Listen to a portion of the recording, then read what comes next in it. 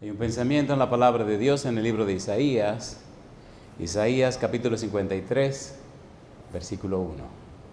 Isaías 53, 1 dice la Biblia: ¿quién ha creído a nuestro anuncio? ¿Y sobre quién se ha manifestado el brazo de Jehová? ¿Qué les parece si nos ponemos en pie para orar? Querido Padre Celestial, gracias por acompañarnos en este lugar y gracias, Señor, por los ángeles que le acompañan. Gracias por la presencia de su Espíritu. Gracias por darnos a Cristo Jesús. Gracias por su santa palabra. Gracias por el santo honor y el sagrado privilegio de reunirnos para cantar alabanzas a su nombre y para adorarle a usted, Señor, en espíritu y en verdad. Y ahora, Dios, le rogamos que el Espíritu Santo nos traiga palabra de vida para la vida eterna. Que no sean palabra de hombre, pero la palabra de Jehová que vive y permanece para siempre. Señor querido, habilítenos, prepárenos, capacítenos para estar en el Espíritu y comprender las cosas espirituales.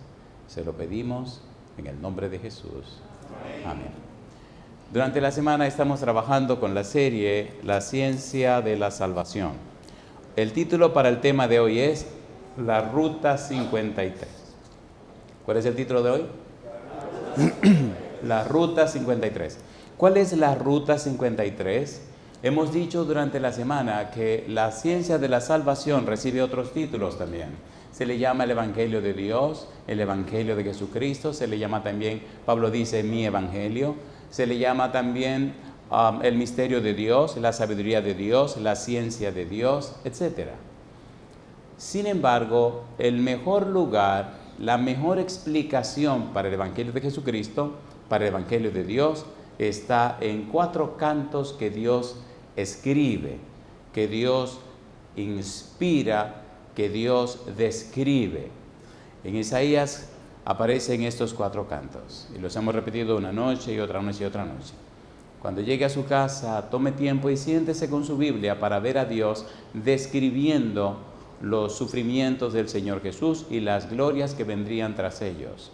Isaías capítulo 42, versículo 1 al 9, Isaías 49, versículo 1 al 13, Isaías 50, versículo 4 al 11, Isaías 52, versículo 13, hasta el 53, versículo 12.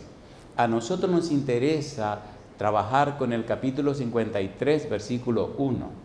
Cuando usted estudia estos 4 cantos, la eternidad no será suficiente para entender todo lo que Dios describe en esos 4 cantos. Y hoy nos detendremos solo en una pregunta. En el capítulo 53, versículo 1, aparecen 2 preguntas, pero nos interesa la primera que dice: ¿quién ha creído a nuestro anuncio? Cuando usted transita por la ruta número 53, descubre y comprende y entiende y se maravilla de todos los detalles que Dios da acerca de Jesucristo. En el tema anterior decíamos que el centro de este 4 canto es el versículo 5 del capítulo 53 que dice: mas él herido fue por nuestras rebeliones, molido por nuestros pecados, el castigo de nuestra paz fue sobre él y por su llaga fuimos nosotros curados. Ahora, ¿qué hay detrás de la pregunta? ¿Quién ha creído a nuestro anuncio? ¿Quién es la persona que está hablando y hace la pregunta? Número 1, ¿quién es el que da el anuncio? ¿O quiénes son los que dan el anuncio? Porque dice la persona: ¿quién ha creído a nuestro anuncio? ¿Y cuál es el anuncio? ¿Qué hay detrás de este anuncio? Hay una montaña de preguntas y una cierta vez nos tomamos un buen tiempo con esa sola pregunta, pero tenemos solo el día de hoy para bregar con la pregunta. Y lo vamos a resumir en 3 cosas, 3 preguntas. Número 1, ¿quién hace la pregunta? Respuesta: Jehová. Segundo, ¿quién ha creído? Si pregunta quién ha creído, se ve en el panorama, se ve en el horizonte que hay un acto de incredulidad. Si pregunta quién ha creído, se ve que no todos creyeron. Entonces, ¿qué produce la incredulidad? ¿Qué produjo la incredulidad en la época de Jesús? ¿Y qué produce la incredulidad hoy? ¿Por qué hay tanta incredulidad? ¿Qué dice Cristo de la incredulidad hoy? ¿Por qué tanta gente de hoy se perderá? ¿Por qué hay tanta gente perdida en las iglesias? ¿Qué pasa con la actualidad? ¿Cómo se puede conocer y entender la incredulidad? Y la tercera pregunta, ¿quiénes anunciaron? ¿Quiénes fueron los que dieron el anuncio? Porque dice, ¿quién ha creído en nuestro anuncio? Las respuestas, por supuesto, tienen que tomarse de la Biblia. Recuerde, estamos usando el método bíblico, gramático, descriptivo. Bíblico, solo la Biblia. Gramático, el significado de las palabras en la Biblia. Y descriptivo, que la Biblia sea su intérprete. ¿Es correcto eso o no es correcto eso? ¿Es correcto o no es correcto? ¿Qué hizo Jesús cuando vino a la tierra? Número 1, el Señor Jesús en su vida moral dijo, escrito está. Número 2, el Señor Jesús en su ministerio y todo lo que predicó dijo, escrito está. Y número 3, en los debates públicos cuando le preguntaban, siempre decía, escrito está. ¿Y qué debemos hacer nosotros? Lo mismo, escrito está. ¿Cómo responde la Biblia a esas preguntas? ¿Y por qué son tan importantes esas preguntas? Recuerde, estamos tratando con Dios. No es con un ángel, ni con un querubín, ni con un serafín. Estamos tratando con Dios. Hay un problema en el cerebro, en la mente humana, después que el pecado pasó por aquí. El pecado dañó, el pecado acabó, el pecado fundió la mente humana. De allí la importancia de tener un nuevo nacimiento. El Señor Jesús dijo que el que no naciere de nuevo no entrará en el reino de los cielos. Que el que no naciere de agua y del Espíritu no entrará. Me pregunta, ¿lo dice Jesús o no lo dice? A ver, ¿lo dice o no lo dice? ¿Cómo puedo nacer de nuevo? Ponga cuidado. El apóstol Pedro dice en 1 de Pedro capítulo 1 versículo 23, dice Pedro, renacidos, no de simiente corruptible, sino de incorruptible por la palabra de Dios que vive y permanece para siempre. Usted puede lograr el nuevo nacimiento. ¿Cómo? Por la palabra de Dios que vive y permanece para siempre. Usted puede recibir un nacimiento incorruptible. ¿Cómo? Por la palabra de Dios que vive y permanece para siempre. Todo se enfoca en la palabra de Dios. Todo está en la palabra de Dios. Todo parte de la palabra de Dios. Todo depende de la palabra de Dios. Si usted no se está alimentando de la palabra de Dios, usted está muerto. Si usted no está lleno de la palabra de Dios, usted está en serios problemas. De allí la importancia de conocer, comprender y entender la palabra de Dios. Conocer, reciba la información, comprender, sea capaz de compartir esa información y entender, viva la información. Hay mucha gente que llegarán hasta que Cristo venga, estarán completamente perdidos. Número 1, conocieron la información, comprendieron la información, pero no la vivieron. ¿Sí o no? A ver, ¿sí o no? ¿Qué dijo Jesús en San Mateo capítulo 7, versículo 21 al 23? Cuando Él venga, ¿qué dice el Señor Jesús? Muchos dirán en aquel día, ¿qué cosa? Señor, Señor, en tu nombre echamos fuera demonios, en tu nombre hicimos muchos milagros, yo le protestaré, apartados de mí, hacedores de maldad, yo no les conozco. ¿Qué pasó? De allí la importancia de entender esto. La Ruta 53. Cuando usted entiende lo que dice la Ruta 53, cuando usted entiende la profundidad, la trascendencia del mensaje que se esconde en el cuarto canto, usted descubre un universo tan profundo, que la eternidad no es suficiente. Vamos con la primera pregunta. Primera pregunta, ¿quién hace esta pregunta en el capítulo 53, versículo 1? La pregunta es, ¿quién ha creído a nuestro anuncio? ¿Quién es el que está hablando? La respuesta es, está hablando Jehová.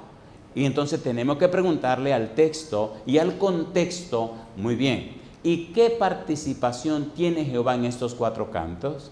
¿Cómo puedo encontrar a Jehová en el canto número 1, capítulo 42, en el canto número 2, capítulo 49, en el canto número 3, capítulo 50, y en el canto número 4, capítulo 52 y 53? Ponga cuidado. Cuando usted trata con la Biblia, tiene necesariamente que dejar que la Biblia se explique ella misma. No fuerce la situación. Usted puede hacer una exégesis o una eisegesis. Desgraciadamente el mundo se ha ido a pedazos porque la gente hace mucha eisegesis. Eisegesis significa que la gente dice lo que el texto no dice y la gente le pone al texto lo que el texto no quiere decir. De allí tantas locuras que hay en la tierra. Pero cuando usted deja exegéticamente hablando, que el texto hable por sí mismo, que el texto se responda, entonces el lugar se enriquece con la presencia del Espíritu, que fue quien inspiró la Biblia, y el Espíritu puede tocar la vida y la mente de los que escuchan. El Señor Jesús dijo, San Juan capítulo 16, versículo 8, que cuando el Espíritu Santo venga, convencerá al mundo de pecado, de justicia y de juicio. Convencerá, dejará convicto, convencerá, aclarará, emplazará, presentará delante del tribunal a cada ser humano. Le convencerá de pecado, de justicia y de juicio. ¿Dónde menciona el nombre de Jehová cada uno de estos cantos? En el libro de Isaías, capítulo 42, versículos 5 y 8. A ver hasta dónde podemos llegar. Vamos rapidito. Isaías 42, versículo 5 y versículo 8. Quiero decirles, con todo el amor de mi vida, que esto es lo más hermoso, lo más trascendente, lo más precioso que una criatura en el universo puede estudiar. Estudiar la persona de Jesús, la obra de Jesús, estudiar a Jesús, estudiar lo que Dios dice de Jesús, entender el Evangelio de Jesucristo descrito y explicado por Dios, comprender el mensaje de Dios cuando predique el Evangelio. Estos 4 cantos son una presentación evangelística de Dios. Mire qué cosa linda. Capítulo 42, versículo 5. ¿Qué dice el versículo 5? Así dice Jehová Dios, creador de los cielos y el que los despliega, el que extiende la tierra y sus productos, el que da aliento al pueblo que mora sobre ella y espíritu a los que por ella andan. ¿Quién se está presentando? Jehová. El versículo número 8, ¿cómo dice?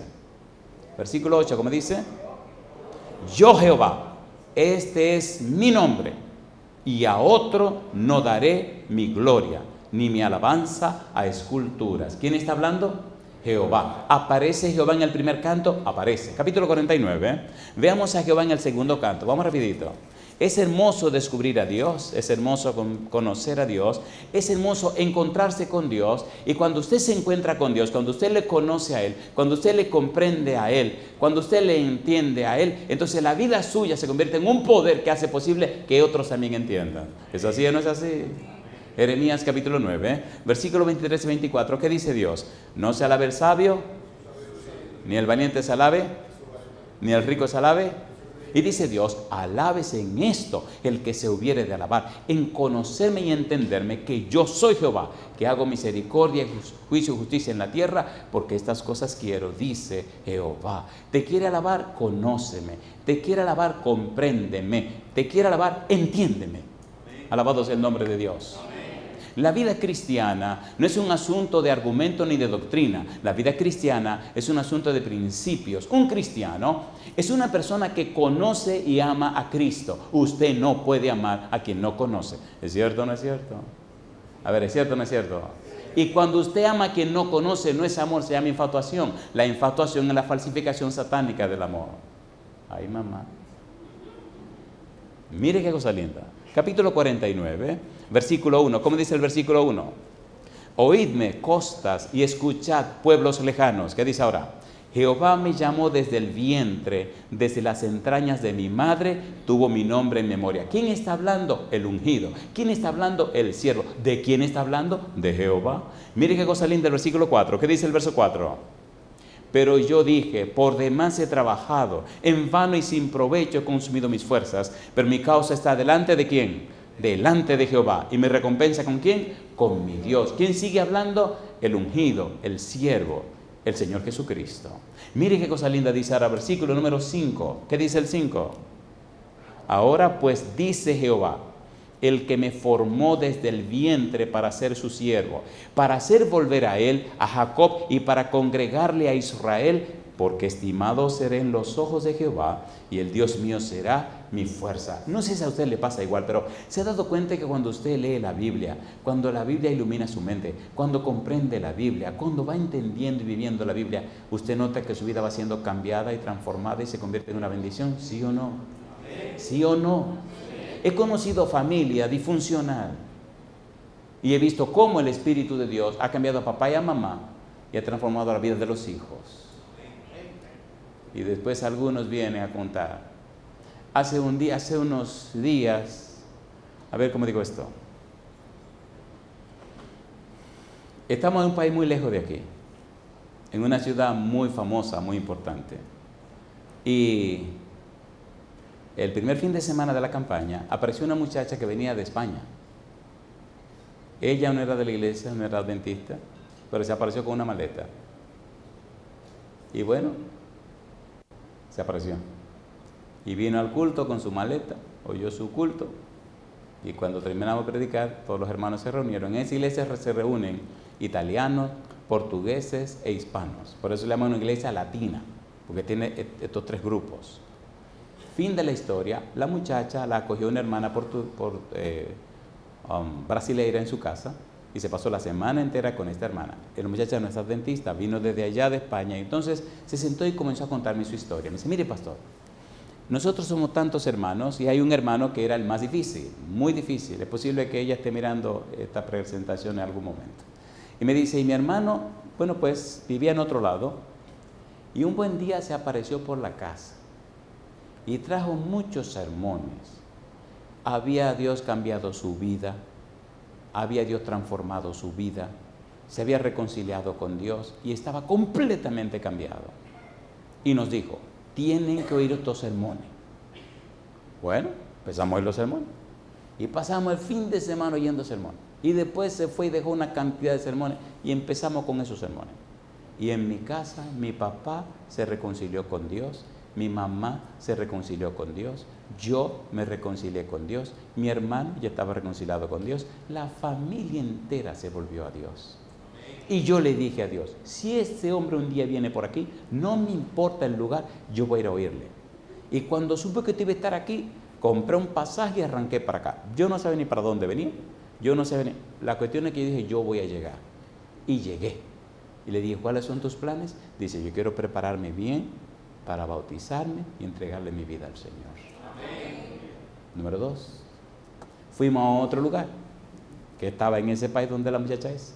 Y un buen día se aparece en una ciudad muy grande y me dice: ¿se acuerda de mí? Digo: claro que me acuerdo de ti. Me enteré que iba a estar aquí, aquí estoy. Seguimos oyendo los sermones, ya seguí, hice arreglos en mi cosa y estoy preparando mi vida, pastor, para pronto aceptar el santo bautismo. Ahora yo le pregunto a usted: ¿tiene Dios poder y ha depositado de ese poder en su palabra santa? ¿Sí o no? Preséntele la Biblia a la gente, preséntele la evidencia bíblica a la gente y permita que el Espíritu cambie el corazón de la persona. Y Dios lo hará. No argumente. Dios transforma la vida de la gente. Muéstrele la evidencia. Dios cambia la vida de la gente. No por lo que usted le dice, es por lo que la palabra es. Eso de que te voy a convencer, déjese de eso. Déjese de eso. Quien convence es el Espíritu Santo. En el capítulo 49, en el versículo 7, 8 y 13 se aparece otra vez el nombre de Jehová. En el capítulo 50, versículo 4, 5, 7, 9 y 10. Leamos el versículo 4. 54, ¿qué dice el 4? 54, ¿qué dice 54? ¿Cómo dice? Jehová el Señor me dio lengua de sabios para hacer hablar palabras al cansado. Despertará mañana tras mañana, despertará mi oído para que oiga como los sabios. ¿Quién está hablando? El siervo, el ungido, el Mesías. ¿De quién está hablando? Está hablando de Jehová. Capítulo 53, versículo 1. ¿Qué dice el versículo 1 del capítulo 53? Aparece Jehová otra vez. Dice: ¿quién ha creído a nuestro anuncio y sobre quién se ha manifestado el brazo de Jehová? Primera pregunta. ¿Quién hace la pregunta en el capítulo 53, versículo 1? Jehová. ¿Quién es el que está envuelto en este asunto de los 4 cantos? Jehová. ¿Por qué es importante entender esto? Porque entendiéndolo así, usted y yo debemos ser reverentes, cuidadosos, porque estamos tratando directamente con Dios. No es Isaías, ni es Pablo, ni es Pedro. ¿Estamos tratando con quién? Estamos tratando con Dios. Los serafines, los querubines y los ángeles se ponen furiosos cuando usted trata a Dios de cualquier manera. ¿Sí o no? ¿Sí o no? Permita a Dios que podamos en algún momento en el futuro definir la palabra profano, que tiene que ver con lo de la incredulidad. Pero mejor vamos a trabajar con eso de una vez. La segunda pregunta, ¿cómo dice? La segunda pregunta dice: ¿quién ha creído? ¿Por qué pregunta a Dios quién ha creído? Porque hay un acto de incredulidad. Tan profundo es el acto de incredulidad que muchos serán incrédulos dentro de la iglesia hasta que Cristo venga. pero es tiempo de entender la palabra, de llenarse de la palabra y salirse de la incredulidad. Cristo dijo, al que cree, ¿qué cosa? Todo le es posible. Y llama la atención cuando los evangelios dicen, y no pudo hacer allí muchos milagros a causa de su incredulidad. ¿Es cierto o no es cierto? ¿Es cierto o no es cierto? Incredulidad. En los tiempos de Jesús, ¿quiénes eran incrédulos? Cuando Cristo viene, la Biblia dice que la nación fue incrédula. San Juan capítulo 1, versículos 10 y 11. Sus hermanos fueron incrédulos. San Juan capítulo 7, versículo 3 al 5. Su tierra donde Cristo se crió, incrédulo. San Mateo capítulo 13, versículos 54 al 58. Y Marcos capítulo 6, versículo 1 y versículo 3 al 6. Recuerden, estamos con el método bíblico, gramático, descriptivo. Esos pasajes demuestran que no le creyeron a Jesús. Número 4, los discípulos incrédulos. San Juan capítulo 6, versículos 28 y 29, versículos 41 y 42. Número 5, la apostasía. 1 Corintios capítulo 15, versículo 6, Hechos capítulo 1, versículo 15. Los judíos no creyeron. San Juan capítulo 8, versículo 43 al 48. Y número 7, los apóstoles. Marcos capítulo 14, versículo 50. Marcos capítulo 6, versículo 45, versículo 46, 51 y 52. Al principio del ministerio de Jesús, esta gente no creyeron. Lo hermoso es que cuando usted sigue investigando, al final del ministerio de Jesús, encuentra que de todos estos grupos, muchos creyeron y se entregaron a Cristo Jesús. Y digo, alabado sea el nombre de Dios. Muy bien, pero tenemos que profundizar un poco en esto para encontrar el quid más profundo del asunto. En San Lucas capítulo 18, versículo 8, Cristo preguntó, ¿y cuando el Hijo del Hombre venga, hallará fe en la tierra? ¿Lo preguntó o no lo preguntó? ¿Lo preguntó o no lo preguntó? ¿Sí o no? Así que Cristo sabe que cuando Él venga, mucha gente será incrédula y se perderán. Lo lamentable y lo doloroso es que, y déjeme decirlo ahora rapidito, en San Mateo capítulo 24, versículo 3, los discípulos le preguntaron, Señor, ¿qué señal habrá de tu venida y del fin del siglo? Y Cristo da las señales de su segunda venida. Más tarde, al final del capítulo, comienza a dar 5 parábolas que se conocen como parábolas del tiempo del fin. ¿Cómo se conocen? Parábolas del tiempo del fin. Número 1, ladrón en la noche. 2 grupos, los que velan y los que no velan. Número 2, siervo fiel y prudente y el siervo malo que maltrata al siervo fiel y prudente. 2 grupos. Número 3, las 10 vírgenes, 5 prudentes y 5 insensatas. 2 grupos. Número 4, parábola de los talentos. A uno le dieron 5 y produjo 5, a otro le dieron 2 y produjo 2, y a otro le dieron 1 y lo escondió. 2 grupos. Y número 5, ovejas y cabritos. Mi pregunta para usted, ¿anunció Cristo que en la iglesia cristiana habría 2 grupos, sí o no? ¿Sí o no?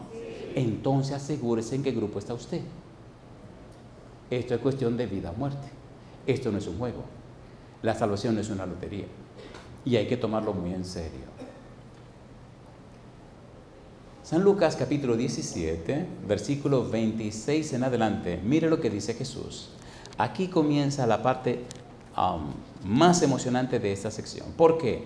Porque debemos descubrir en qué actitud o en qué situación estamos nosotros. El Señor Jesús, hablando de su venida, hizo una comparación con la época de Noé y con la época de Lot. ¿Qué dice San Lucas capítulo 17, versículo número 26? ¿Cómo dice el versículo 26? Dice Jesús, como fue en los días de Noé, así también será en los días del Hijo del Hombre.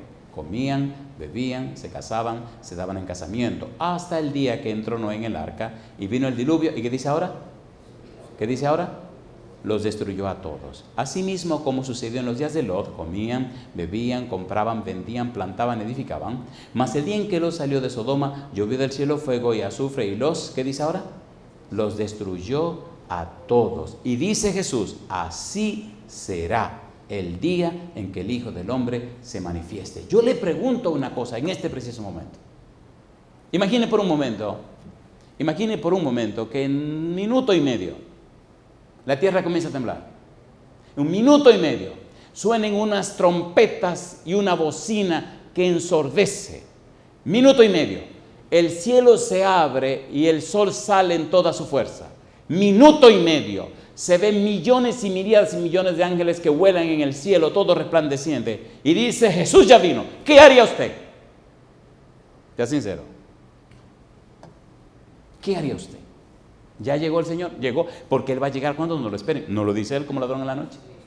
¿Sí o no? Sea honesto, sea sincero. ¿Qué pasaría con usted? ¿Cuáles cosas por arreglar no se arreglaron? Sea sincero. ¿Qué haría usted? ¿Dónde pasaría la eternidad? No me diga que es una lotería. Esto no es una lotería, ¿eh? Mi pregunta, ¿tiene sentido la pregunta o no tiene sentido la pregunta? Vendrá cuando no le estemos esperando. ¿Cómo anda tu vida? No, que el Señor es misericordioso. Misericordioso, mira lo que dicen los antediluvianos. Misericordioso, mira lo que le hizo en Sodoma y Gomorra. El Señor es un juez justo. Por eso necesitamos ya despertarnos. Necesitamos ya alertarnos. Necesitamos ya ponernos en la cosa. ¿Por qué esta situación tan precaria en el modo de vida espiritual de la gente? ¿Qué es lo que ha creado? ¿Y cómo es que Satanás ha creado tanta incredulidad? La gente está en la iglesia, la gente es religiosa, pero cada vez el mundo tiene menos cristianos. Repito eso. Hay cada vez más religiosos, pero menos cristianos. Hay menos gente que verdaderamente conoce a Jesús y le ama. ¿Es así o no es así? Yo tengo que verlo en cualquier rincón de la tierra y me encuentro con el mismo problema. La gente no conoce a Jesús. La gente no ama a Jesús. La gente no se quiere perder, pero tampoco se entregan ni se consagran a Dios. Ni adentro ni afuera. ¿Es así o no es así? A ver, ¿es así o no es así? Entonces viene la pregunta, ¿por qué ocurre la incredulidad? Póngase cuidado ahora. Satanás está haciendo varias cosas, pero ponga cuidado a estas dos. ¿Por qué ocurre esta incredulidad? Segunda de Corintios capítulo 3 versículo 14. Mire qué dice la Biblia. Segunda de Corintios capítulo 3 versículo 14. ¿Qué dice el versículo 14? Ponga cuidado, por favor. Esto es de vida o muerte. Y recuerde que usted no está solo en la tierra. Usted está influyendo e influenciando a mucha gente que le rodea. La vida de papá influencia a mamá y a los hijos en la casa. Pero la familia influencia a otras familias y eso se va multiplicando, para bien o para mal. ¿Es verdad o no es verdad? ¿Es verdad o no es verdad? Entonces, ¿cuál es la influencia? La sierva de Dios dice que somos responsables por nuestra influencia y que todo mundo afecta a los demás por su influencia, para bien o para mal. Y que toda persona está cargada de una influencia que es positiva o negativa, buena o mala. Cuando usted llega a un lugar y hay personas y automáticamente usted influencia sobre esas personas, para bien o para mal. Segunda de Corintios capítulo 3 versículo 14. ¿Qué dice el versículo 14? Pero el entendimiento de ellos se embotó. La nous, la base misma de su pensamiento, la mente, lo fundamental en su capacidad de entender y comprender, se embotó. Pero el entendimiento de ellos se embotó, porque hasta el día de hoy, cuando leen el antiguo pacto, les queda el mismo velo no descubierto, el cual por Cristo es quitado. Se embotó. ¿Qué significa eso? La mente se puso como una piedra. El Señor promete en el libro de Ezequiel, capítulo 36, versículo 25 hasta el 27, número 1, te voy a lavar con agua limpia, te limpiaré de todas tus inmundicias, de todos tus ídolos te limpiaré. Número 2, te quitaré el corazón de piedra y te daré un corazón de carne. Y número 3, pondré mi espíritu dentro de vosotros para que andéis por mis estatutos, guardéis mis mandamientos, etcétera, etcétera. Dios se compromete a cambiarte ese corazón de piedra, pero tú necesitas venir a Dios. Necesitas decirle, Señor, es cierto, he descuidado la oración, he descuidado el estudio de la Biblia, he descuidado mi comunión con usted. Señor, es verdad, por favor, cámbiame. Yo le pregunto, ¿es necesario eso o no es necesario? Seamos sinceros, ¿es necesario o no es necesario? ¿Es un problema o no es un problema que estamos viviendo? ¿Sí o no? Número 2, capítulo 4, versículo 4, segunda de Corintios, dice el versículo 4, en los cuales el Dios de este siglo cegó el entendimiento de los incrédulos para que no les resplandezca la luz del evangelio de la gloria de Cristo, el cual es la imagen de Dios. Cegó. ¿Qué significa que cegó? Significa enceguecimiento del intelecto. Viendo no ven, oyendo no oyen y no entienden. Y usted le da polvo de estrellas y no entienden. Estaba en un país bien lejos de aquí. Y tuve el privilegio de conocer a un doctor en epistemología. Es un doctor en la ciencia del conocimiento. Es un doctor que da seminario de cómo aprender a investigar y cómo investigar para aprender a investigar. Es un doctor en investigación. Y oiga, ¿qué lío se armó? Pienso que esta historia será bueno dejarla para mañana. Contársela completa. ¿La quieren hoy? La voy a tomar el tiempo de ustedes, no el mío. ¿Me dan del tiempo de ustedes? Así que no protesten si yo me tomo un par de minutos haciendo la historia, porque el tiempo de ustedes. ¿Tenemos el trato hecho? ¿Cuántos están de acuerdo? Levanta la mano derecha los que estén de acuerdo. El chisme es una cosa grande. A la gente le gusta el chisme. Uf, ay, madre mía. Oiga, estamos en ese país, un país muy grande. Y estamos dando una campaña en un lugar bien grande, bien lindo. Y voy a abreviar. Y venía este señor, se sentaba a escuchar. Y un buen día, en las mañanas estábamos dando consulta, habían 2 psicólogos atendiendo y bueno, a mí me tocaba en la iglesia y a ellos les tocaban en las oficinas. La cuestión es que un amigo, de esos amigos traviesos que hay en la iglesia, le dice, oye, ¿por qué no te entrevistas con el pastor? Y le dice, ¿para qué? No sé, entrevístate con el pastor. ¿Pero y para qué? ¿Para qué? El tipo se había ido de la iglesia hace más de 10 años. El chisme hay que decirlo completo. Bueno, con nosotros andaba un médico internista, un tipo brillantísimo. Y este tipo se enfrascó con el médico y bueno, aquellos los pedazos saltaron. El mismo médico vino y me contó, ese tipo me hizo pedazos, pastor. Y yo empecé a reír, me dijo, pues te dio duro. Mucho. Pastor, usted no se imagina, no hubo manera de entrarle. Ok, ahora me va a tocar a mí, pero yo no tengo que pelear con nadie. Así que el tipo se inscribió, yo no sabía, lo pusieron en la lista y esa mañana atendía a una joven. Cuando la joven sale, aquí aparece el doctor en esta cuestión de la ciencia del conocimiento. Mamacita linda. Yo abro la puerta y lo saludo como todo el mundo. Y le doy la bienvenida, le digo pase, cerré mi puerta y vamos. Había un banquito de madera y una silla de madera. Le digo, ¿quiere el banco o quiere la silla? Y él dice, no, me da igual. Y yo lo miro y él me mira. Y yo lo miro y él me mira. ¿Has visto los gallos cuando van a pelear que se miran y levantan? Pero yo no tenía ningún gallo, yo no soy ningún gallo. Así que yo lo miro y él me mira y nos estamos mirando. Y él se queda mirando y yo me quedo mirándolo. Y yo digo, bueno, parece que él pensó, ¿cómo maltrato yo a este pobre infeliz? Cosa linda, mamá. Y se me queda mirando así, de repente las lágrimas comienzan a salir. Y entonces la agarro por un brazo. Y le digo, ¿tú quieres? ¿Qué tú quieres? Dice, pastor, yo no me vine para que ore por mí. Pues arrodillémonos. Nos arrodillamos y le agarro, le echo un brazo a mi amigo, empezó a orar por él. Qué cosa linda, mamá. Y las lágrimas le corrían. Terminé mi oración, nos sentamos y empezó a contarme su historia. Graduado con honores en teología. Y usted quiere el chisme completo, yo no se lo voy a dar. Pasaron una serie de situaciones y se fue de la iglesia. Y ahora viene este negrito hablando de Dios, de Jesucristo y de la Biblia. Y él sintió que algo le tocó su corazón. Pero se vino cada noche. Terminamos la conversación y me dice, me hizo su historia de su mamá. Digo, ¿por qué no llama a tu mamá? ¿Cómo? Llámala y dile que yo la quiero conocer. Que yo quiero ir a su casa.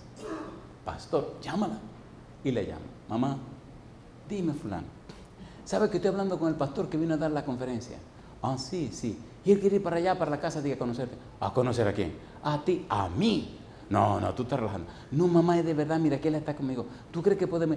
Bueno, pero ¿tú estás seguro? Sí, mamá. Bueno, pues dile que venga. Qué cosa linda, mamá. Llegamos, me llevé al amigo doctor aquel de la paliza, ¿no? Y nos fuimos en el carrito con el amigo. Y llegamos a la casa, la señora estaba tan emocionada que nos dio un jugo sabroso de piña. Con piña. ¿Han visto la piña así? Un balde lleno de piña así, cortada, sabrosísima, y al lado un jugo de piña. Piña con piña. Aquí era, la piña andaba por todas partes. Pero qué cosa linda. Aquel fue un día que yo jamás lo voy a olvidar. Jamás lo voy a olvidar. Ahora yo le pregunto, ¿hay poder en la palabra de Dios? ¿Hay poder en la palabra de Dios? ¿Hay poder en la palabra de Dios? Enceguecimiento del intelecto. Aquí terminan los minutos que ustedes me dieron. Yo sigo con mi sermón ahora. ¿Estamos claros? ¿Seguro? Hay 3 versículos en la Biblia que usted necesita tener claro en su mente para evitar el enceguecimiento intelectual. El enceguecimiento intelectual lo mata. El enceguecimiento intelectual lo hace tosudo, testarudo y un cristiano raro. El enceguecimiento espiritual intelectual hace que usted no goce la salvación, no disfrute la presencia de Dios. El enceguecimiento intelectual es una maldición. 3 versículos. ¿Están listos para esos 3 versículos? ¿Están listos o no están listos? Sí. Versículo número 1, Romanos capítulo 12, versículo 2. Número 1, Romanos 12, 2. A mí me gusta aquí porque vamos rapidito y a mí me encanta ir rapidito. Y como hablo tan despacio, me encanta porque aquí puedo hablar más rápido. Hay lugares que cuando arranco a hablar, la gente hacen así, y se quedan así, qué cosa linda. Y pare, déle al paso, mal paso. Digo, también vamos a mal paso. Pero aquí yo quiero ir a una velocidad más rapidita para ganarme espacio, ¿le parece bien? Hay una hermana que se me acercó una noche y me dijo, hoy entendí más. Hoy fue un poquito más despacio porque los otros días no lo pude alcanzar. Digo, bueno, pues prepárese, póngase en la cosa. Romanos 12, 2. Romanos capítulo 12, versículo 2. Número 2, Efesios capítulo 1, versículo 18. ¿Efesios qué? 1, 18. Y número 3, Hebreos capítulo 4, versículo 12. Hay 3 palabras envueltas en estos 3 versículos. Ponga cuidado, por favor. ¿Están listos? Primera palabra, nous. Romanos 12, 2. Segunda palabra, dianoia. Efesios capítulo 1, versículo 18. Tercera palabra, ennos. Hebreos capítulo 4, versículo 12. ¿Qué dice Romanos 12, 2? Dice, no os conforméis a este siglo, sino transformaos por medio de la renovación de vuestro entendimiento, para que comprobéis cuál sea la buena voluntad de Dios, agradable y perfecta. No os conforméis a este siglo, no se enmarquen en este siglo, no se encuadren en este siglo, no sean mundanos, no pertenezcan a este mundo, no se llenen la mente de mundanalidad, no lo hagan, pero asegúrense de ser transformados por la renovación de su nous, de su mente, la renovación del entendimiento. ¿Quién hace eso? Lo hace Dios. Número 2, Efesios capítulo 1, versículo 18. Alumbrando los ojos de vuestro entendimiento. Alumbrando los ojos de vuestro entendimiento. Dianoia. ¿Qué significa dianoia? Significa sacudir la mente, significa habilitar la mente, significa preparar la mente, significa equipar la mente. Si usted no llena la cabeza con la Biblia, si usted no entiende el mensaje que es en Cristo Jesús, si usted no entiende la palabra de Dios en la persona de Jesús, si usted no entiende la ciencia de la salvación, si usted no se llena de ese conocimiento, su mente no estará habilitada. ¿Se entendió o no se entendió? ¿Se entendió o no se entendió? Alumbrando los ojos del entendimiento. Y entonces se muere la incredulidad. Entonces ya usted no es un empleado de Cristo, sino un esclavo de Dios. Y hará su vida lo que Dios determine que sea hecho. ¿Es hermoso o no es hermoso? Cristo le compró con su sangre. Y Cristo envió su Espíritu para hacer en usted lo que usted no puede hacer por usted mismo. Y número 3, Hebreos capítulo 4, versículo 12. ¿Cómo es la palabra de Dios? Viva y eficaz, y más cortante que toda espada de 2 filos, y penetra hasta partir el alma y el espíritu, la coyuntura y los tuétanos, y que dice, disciernen las intenciones y los pensamientos del corazón. En nos, ¿de qué está llena la mente? ¿De qué está llena su mente? En nos o en nus, en nos. Si la mente está llena de la palabra de Dios, entonces Primera de Pedro capítulo 1 versículo 23, usted es una persona que ha nacido de nuevo, cambiada y transformada por el poder del Espíritu Santo. Mi pregunta para usted, ¿quiere nacer de nuevo? ¿Quiere ser una persona convertida? ¿Quiere ser una persona transformada por el poder del Espíritu Santo? Ese es un antídoto en contra de la incredulidad.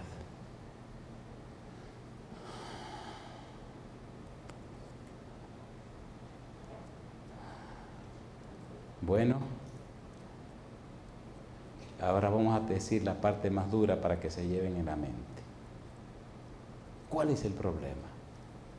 El problema es que si usted sigue de incrédulo, si sigue con su incredulidad, entonces no lo van a sellar. Y estamos en el proceso de sellamiento. En el capítulo 6, versículo 17 del libro de Apocalipsis, mire lo que dice. Vamos rapidito. Apocalipsis capítulo 6, versículo 17. ¿Qué dice el versículo 17? Apocalipsis capítulo 6, versículo 17. Cuando usted estudia el libro de Apocalipsis, descubre qué pasa al final del sexto sello.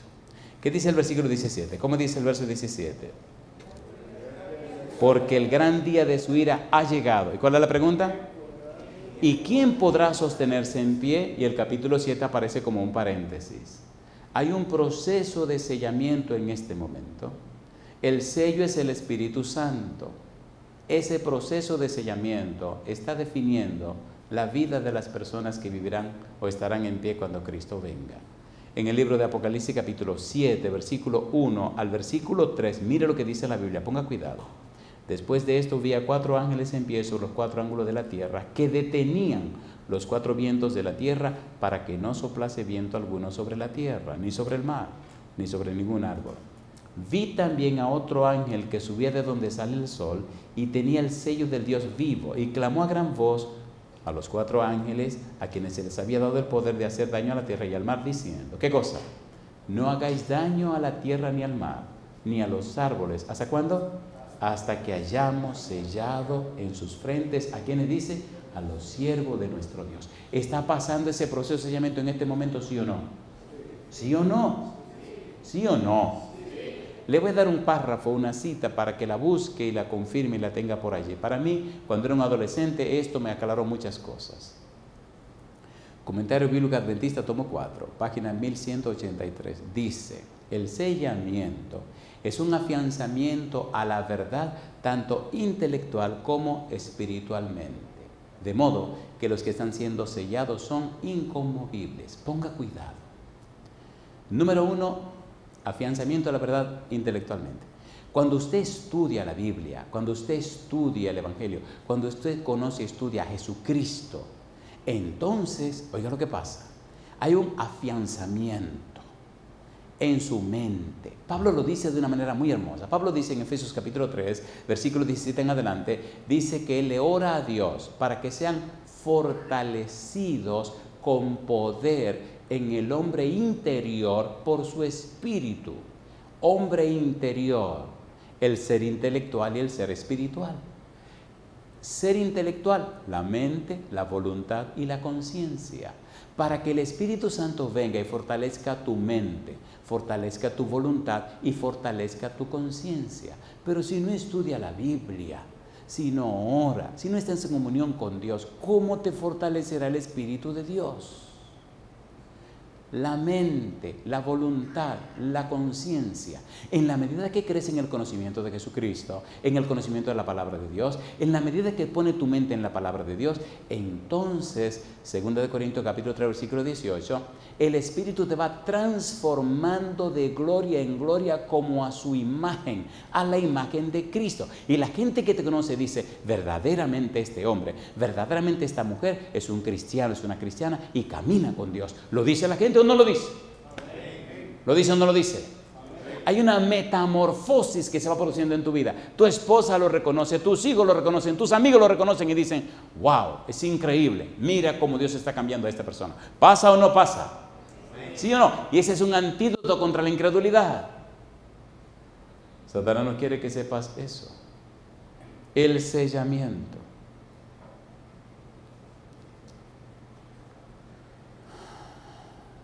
pienso que aquí tenemos que empezar a aterrizar. No porque yo quiera aterrizar, sino porque hay que aterrizar. Si no, después se arma un problema porque hay otros aviones que vienen bajando y si usted no aterriza cuando le toca, entonces tiene problemas con nosotros. ¿Se han dado cuenta del tráfico aéreo? Y cuando usted llega antes de tiempo, lo tiran en un lado del aeropuerto hasta que se le llegue un momento para usted poder entrar. Así que para evitar el tráfico aéreo, mejor terminemos aquí. Mi pregunta entonces, ¿le gustaría a usted que el Espíritu Santo venga a su vida y le transforme de tal suerte que nada ni nadie le separe de Dios? ¿Le gustaría que Dios cree en usted un amor profundo y poderoso en la palabra para usted estudiar la Biblia y orar fervientemente todos los días? ¿Le gustaría que el Espíritu le despertara para hacer la obra misionera y predicarle a otro el conocimiento de Jesucristo que usted va recibiendo? Póngase en pie conmigo si usted dice que sí. ¿Usted lo está diciendo de todo corazón? ¿Usted quiere que Dios haga ese trabajo en la vida suya de verdad, de verdad? Bien, aquí tengo una pregunta dura para terminar. La pregunta es, ¿reconoce usted, amigo, amiga, hermano, hermana? ¿Reconoce de sinceramente como que usted no ha estado fuerte en el estudio de la Biblia y la oración? ¿Lo reconoce o no lo reconoce? ¿Cuántos reconocen que no han dedicado suficiente tiempo a la lectura de la Biblia? ¿Pueden levantar la mano? Y reconocen que no han dedicado suficiente tiempo a la oración. ¿Lo reconocen? Bien, vamos a ver si es verdad. El mundo está raro, la gente se esconde. ¿Se atreve usted a pararse aquí al lado mío para que oremos juntos y que todo el mundo le vea que usted no estaba leyendo la Biblia ni orando? Ah, sí, está linda, compadre. Atrévase. Venga conmigo, suba aquí arriba y dígale al mundo entero, bueno, pues yo reconozco que hasta el día de hoy yo no estaba tomando suficiente tiempo para leer la Biblia, ni estaba tomando suficiente tiempo para la oración. Y entonces algo lindo pasará. En el libro de San Mateo, capítulo 18, versículo 10, dice Jesús que los ángeles de cada una de estas gentes van a ver a Dios y le van a llevar el informe. Qué cosa linda será cuando el ángel llegue y le diga a papá Dios, mi Señor, sí querido, mira, aquí traigo el informe de fulana de tal, Verusca, nadie se llama así, me imagino. Aquí está el informe de Verusca hoy. Vino a la campaña, escuchó la predicación y pasó al frente reconociendo, Señor, que no había dedicado suficiente tiempo a la Biblia y que no había dedicado suficiente tiempo a la oración. ¿Qué bendición le podemos llevar? Cosa linda. Papá Dios le dice, abre el almacén, llévale todo lo que tú crees que necesita, dale todo y cuídala y protéjala, cuídale y protégele cada día y hazle crecer en mi gracia y habilítale su cerebro, que el Espíritu Santo le despierte su cerebro para entender y comprender. Primera de Corintios, capítulo 2, versículo 9, cosas que ojo no vio, ni oído oyó, ni han subido en pensamiento de hombre, son las que Dios ha preparado para los que le aman. Dice el versículo 10, pero Dios nos las reveló por su Espíritu, porque el Espíritu escudriña aún lo profundo de Dios. Que esa sea tu experiencia hoy. Y a ustedes que nos siguen a través de la radio o la internet o la televisión, si usted está de acuerdo en rendirle todo a Dios en esta hora, para que el Espíritu haga el cambio en su vida, levante la mano. Y le garantizo que no hay nada mejor para el antídoto contra la incredulidad que la palabra de Dios. Amén. Que la oración y trabajar en beneficio de la salvación de otros.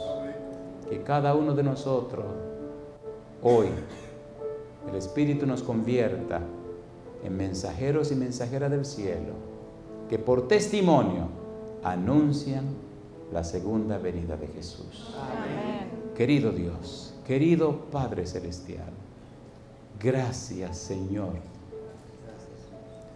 Gracias Dios por su paciencia, su misericordia, su clemencia, su bondad, su amor.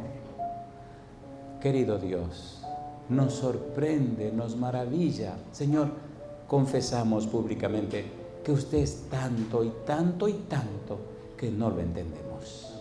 ¿Cómo puede ser tan bueno? ¿Cómo puede ser tan paciente, bondadoso, afable?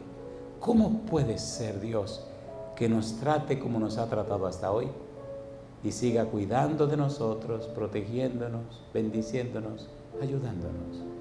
Despiértenos hoy, Señor, con su Espíritu. Amén. Que le amemos a usted por sobre todo. Que amemos su palabra primero que todo. Amén. Que amemos la oración y la comunión con el cielo y llene nuestro corazón de amor por las almas que se pierden. Amén. Que en la tierra seamos las manos de Dios, que seamos los pies de Dios, pero que seamos el corazón de Dios para amar a los que no son amados, para cumplir el resto de la misión de Cristo. Que nuestra vida sea luz en medio de la oscuridad. Padre, que en nosotros se cumpla su voluntad. Permítanos transitar siempre por la ruta 53. Amén. Conociendo y amando a Jesús, se lo rogamos, Señor, en el nombre de Jesús. Amén. Amén, Señor. Amén. Que Dios les bendiga, Dios les guarde. Feliz noche.